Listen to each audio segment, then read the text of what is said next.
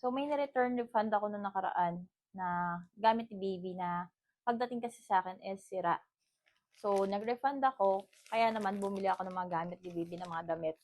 So, parang blessing in disguise na lang din yun. Sabi na kasi ng asawa ko is, pagka na-return refund mo yan, ibili mo na ng mga outfit ni baby. So, binigyan niya na ako ng signal. Kaya kasi ng asawa ko mag-hoarding ako ng mga clothes ni baby dahil mabilis lumaki yung babies. And I really wanted to buy this one, guys. Kasi ang cute-cute niya. Pang outfit ni baby, pang OOTD niya. Even though lagi kami nasa loob ng bahay, gusto ko pa rin siya suotan ng ganito at damitan siya. Siyempre, minsan na maging bata ang mga babies natin. Kaya naman, sulitin na natin to. Kaya sa mga mommies dyan na may baby girl, same as me, may nakita ko magandang outfit for them. So, may pa-cherry-cherry pa siya.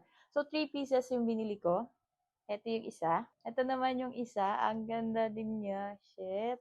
And the last one. One. Oh, diba? Ang cute niya. So, itong mga outfit na to ay hindi ko pagsisisihang bilhin. Alam niyo, ganun talaga tayong mga mommies, no? Pag tayo bumibili ng mga gamit natin, nakapanghinayang bilhin.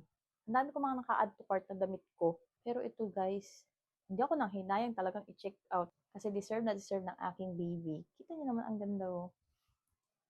Can't wait na mapasuot ko sa kanya. Diba? Ang ganda, guys. So, regarding sa tela niya naman po is breathable siya. So, alam natin yung mga yung mga clothes na meron parang kasingawan like that. Okay, yung parang pang-gym na damit, 'di ba? May mga ganyan. So, 'yan yung tela niya.